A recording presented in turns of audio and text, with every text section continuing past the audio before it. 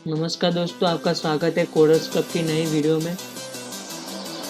और इस वीडियो में हम बात करने वाले हैं स्ट्रिंग के बारे में।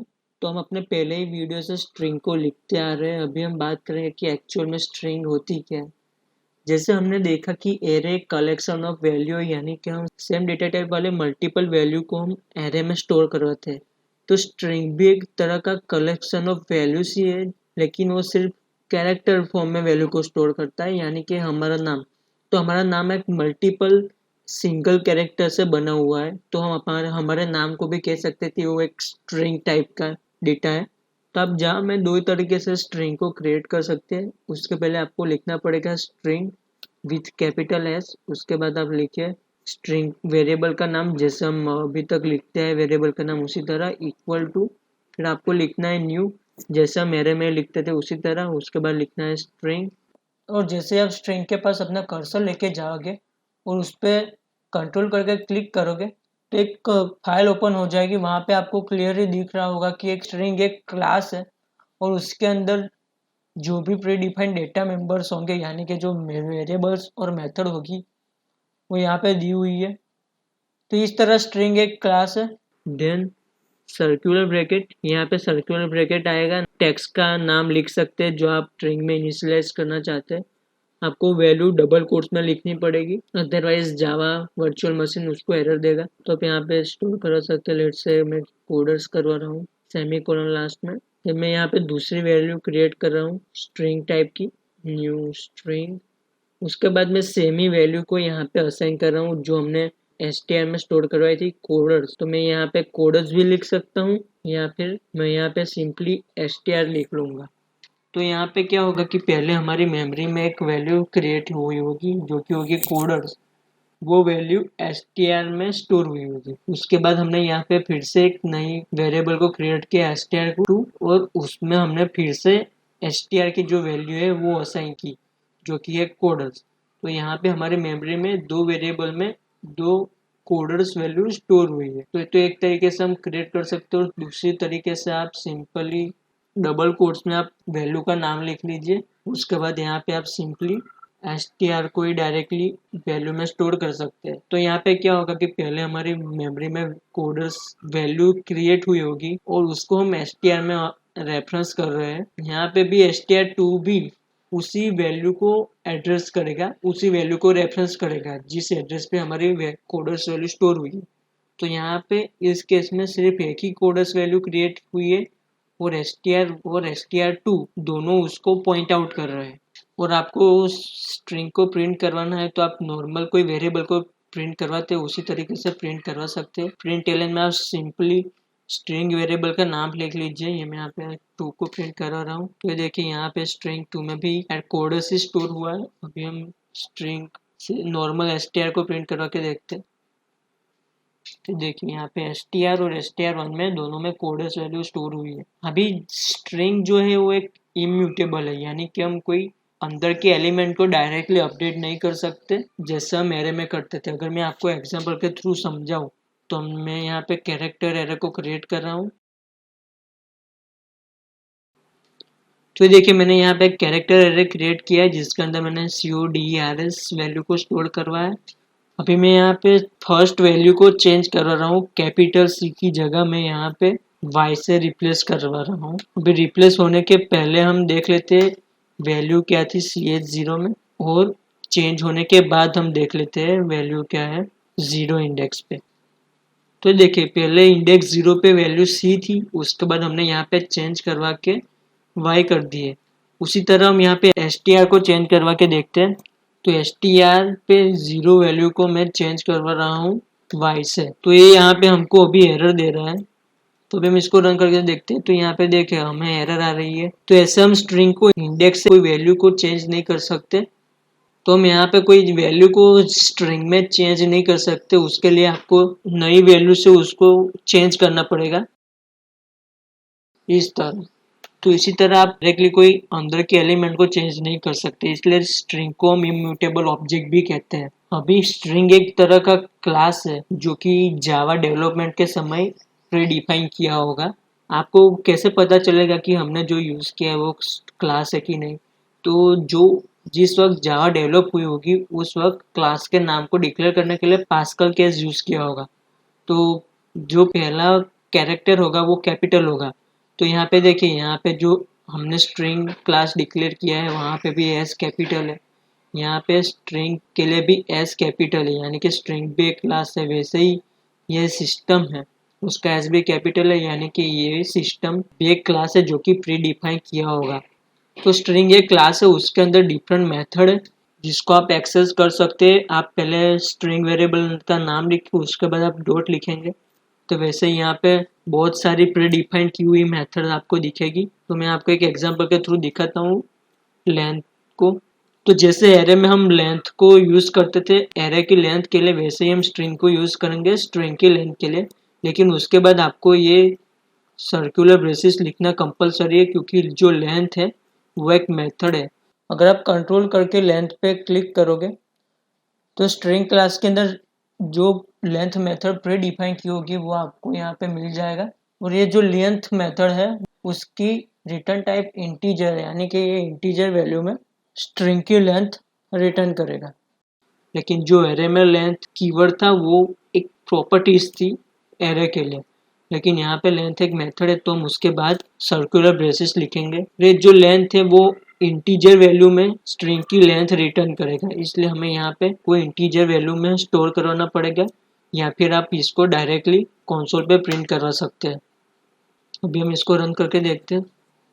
तो देखिए यहाँ पे 6 आ रहा है, क्योंकि हमारी जो स्ट्रिंग str है उसमें 6 कैरेक्टर है, तो इसलिए ये 6 रिटर्न कर रहा है। वैसे ही यहाँ पे आप दूसरी प्रॉपर्टी को भी एक्सेस कर सकते हैं, जैसे कि एक है str.char@। तो उससे क्या होगा कि इस ब्रैकेट में आपको इंडेक्स वैल्यू देनी है, जैसे कि हमने एरे में दी थी। अगर आपने ये एरे वाला वीडियो नहीं देखा है तो आप प्रीवियस वीडियो चेक कर सकते हैं। तो जैसे हमने एरे में इंडेक्स वैल्यू पास की थी उसी तरह आपको स्ट्रिंग में भी इंडेक्स वैल्यू पास कर सकते हैं। वैल्यू को रिटर्न करवाने के लिए आप वैल्यू को चेंज नहीं कर सकते, लेकिन आप इंडेक्स के थ्रू वैल्यू को रिटर्न करवा सकते हैं। तो सपोज मुझे यहाँ पे पहला कैरेक्टर एरे में से रिटर्न करवाना है, तो मैं यहाँ पे कैरेट के अंदर इंडेक्स वैल्यू 0 लिखूंगा। जैसे एरे में इंडेक्स वैल्यू 0 से स्टार्ट होती थी उसी तरह स्ट्रिंग में भी इंडेक्स वैल्यू 0 से स्टार्ट होती है। और जो एक कैरेट मेथड है वो एक कैरेक्टर को रिटर्न करवाती है, तो इसके लिए हमको एक कैरेक्टर क्रिएट करके उसके अंदर वैल्यू को स्टोर करवाना पड़ेगा और हम उसको प्रिंट करवा के देखते हैं। तो ये देखिए यहाँ पे C आ रहा है, जो कि हमारी इंडेक्स वैल्यू 0 पे C वैल्यू स्टोर हुई है। तो ऐसे ही मैं यहाँ पे चेंज करवा के देखता हूँ, सपोज 1 से, तो अभी 1 को यहाँ पे O आ रहा है, क्योंकि हमारे सेकंड पोजीशन यानी कि इंडेक्स वैल्यू 1 पे 0 वैल्यू स्टोर है। तो आप कैरेट से भी कैरेक्टर को रिटर्न करवा सकते हो, उसी तरह आप कोई कैरेक्टर की इंडेक्स वैल्यू भी जान सकते हो, यानी कि मैं यहाँ पर आपको दिखाता हूँ। तो जहाँ में एक और मेथड है स्ट्रिंग str.indexHop। तो इससे क्या होगा कि आपको यहाँ पे कोई कैरेक्टर पास करना है।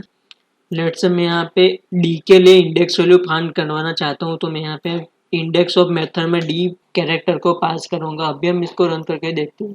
तो ये देखिए यहाँ पे इंडेक्स वैल्यू 2 आ रही है, क्योंकि हमारे स्ट्रिंग str में सेकंड इंडेक्स पे डी वैल्यू स्टोर हुई है, इसलिए यहाँ पे आउटपुट में 2 आ रहा है। उसी तरह हम यहाँ पे सपोज एस लिखेंगे तो उसके लिए भी कोई इंडेक्स वैल्यू आएगी 5। लेट से हमने कोई यहाँ पे कैरेक्टर लिया है जो हमारी स्ट्रिंग में है ही नहीं। लेट से मैं यहाँ पे लेता हूँ z। तो अगर हम इसको रन करवा के देखते तो इसके लिए -1 वैल्यू आ रही है। अगर कोई आप इंडेक्स ऑफ कोई कैरेक्टर का फाइंड करवाते हैं स्ट्रिंग में से और उसकी वैल्यू -1 आती है, तो इसका मतलब है कि वो कैरेक्टर जिसका हम इंडेक्स जानना चाहते हैं वो स्ट्रिंग में है ही नहीं। तो ये था इंडेक्स ऑफ मेथड जहाँ में उसी तरह आप दो स्ट्रिंग में को ज्वाइन भी करा सकते हैं। देखिए मैं यहाँ पे लिख रहा हूँ क्लब। ओके, तो अभी मैं यहाँ पे कॉन्केट करवा देता हूँ दोनों को, यानी कि मैं स्ट्रिंग str और str2 को कंबाइन कर रहा हूँ। तो इसके लिए आप दो तरीके से कर सकते हैं। एक है आपको उसके लिए नई स्ट्रिंग str3 क्रिएट करनी पड़ेगी, उसके बाद आपको लिखना है str डॉट एक मेथड है कॉन्केट, यहाँ पे पहले आ रही है उस पर क्लिक कीजिए। देन यहाँ पे string2 लिख लिया मेथड में। स्ट्रिंग str3 को प्रिंट करवा के देखते हैं क्या आ रहा है आंसर।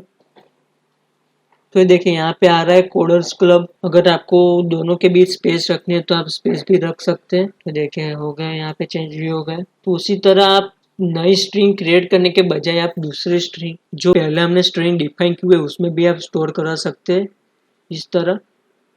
और यहाँ पे आपको फिर से करना पड़ेगा str कोई। तो देखिए सेम ही आउटपुट आ रहा है इसमें। और आप दूसरी तरह भी स्ट्रिंग को कॉन्केट कर सकते हो। आपको लिखना है str, जो भी आपको स्ट्रिंग को कॉन्केट करना है उसके बाद प्लस साइन यूज करना है, उसके बाद जो दूसरे स्ट्रिंग से आपको कॉन्केट करना है उसको लिखे str2 कौन सा सेमीकोलन, उससे भी हमारा आंसर आएगा। कोडर्स क्लब सेम ही रहेगा। और आप असाइनमेंट ऑपरेटर को भी इसको यूज कर सकते हो जिस तरह प्लस इक्वल टू से, यानी कि str equal to str plus xtr2 के दोनों सेम है, इससे भी आउटपुट हमारा सेम ही रहेगा। तो स्ट्रिंग को हम कंपेयर भी कर सकते हैं, यानी कि एक स्ट्रिंग वैल्यू दूसरी स्ट्रिंग वैल्यू से सेम है कि नहीं उसको भी हम चेक करवा सकते हैं। उसके लिए आपको यहाँ पे प्री डिफाइंड मेथड है जो कि है कंपेयर टू मेथड। आपको पहले स्ट्रिंग ऑब्जेक्ट का नाम लिखना है, उसके बाद डॉट, उसके बाद कंपेयर टू मेथड आप लिखिए, यहाँ पे एंड में आ जाएगा। उसके बाद आपको मेथड में दूसरी स्ट्रिंग जिससे आप कंपेयर करवाना चाहते हैं उसको लिखना है। मैं यहाँ पे str2 से कंपेयर करवा रहा हूँ।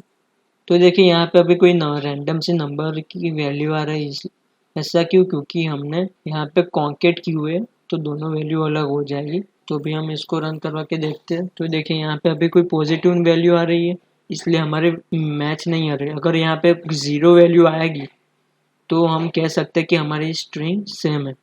तो मैं यहाँ पे str को चेंज करवा लूँगा कोडर से। तो देखिए यहाँ पे 0 वैल्यू आ रही है तो हम कह सकते हैं कि हमारी str और str2 जिसको हमने यहाँ पे कंपेयर किया हुआ है वो दोनों सेम है। तो आप दूसरी तरीके से भी वैल्यू को चेक करवा सकते हैं कि दोनों सेम है कि नहीं। उसके लिए डिफरेंट मेथड है डॉट इक्वल्स। ये आपको बूलियन फॉर्म में आंसर देगा कि दोनों सेम है कि नहीं। ब्रैकेट में आपको लिखना है str2। अभी हम रन करके देखते हैं। तो यहाँ पे देखिए ट्रू आ रहा है। फिर मैं सिंपली str2 में कैपिटल C को स्मॉल c से चेंज करवा रहा हूँ। तो अभी हम इसको रन करके देखते हैं। तो देखिए यहाँ पे अभी आंसर फॉल्स आ रहा है। क्यों? क्योंकि मैंने आपको बताया कि जावा एक स्ट्रिक्टली टाइप लैंग्वेज है, यानी कि कैपिटल C और स्मॉल c दोनों एक दूसरे से अलग है, इसलिए यहाँ पे हमें आंसर में आ रहा है फॉल्स। अगर मैं यहाँ पे इस केस को मैं रिमूव करवाना चाहता हूँ तो आपको इक्वल्स के बाद इग्नोर लिखना है, इग्नोर केस। याद रखना कि ये जो मेथड है वो एक कैमल केस के फॉर्म में, इसलिए आपको हर वर्ड के बाद जो दूसरा वर्ड आएगा उसको कैपिटल लेना है।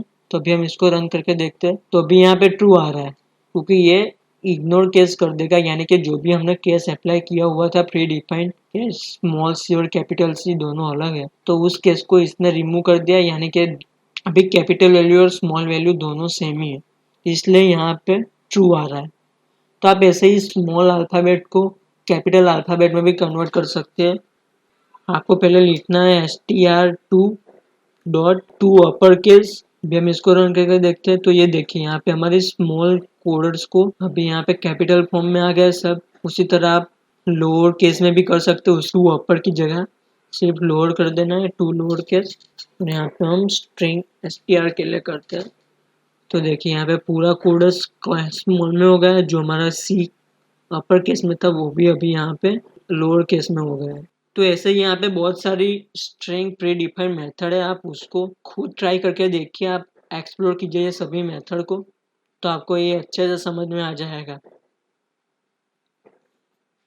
तो दोस्तों इस वीडियो के लिए इतना ही। आई होप आपको ये वीडियो अच्छा लगा होगा। Thank you.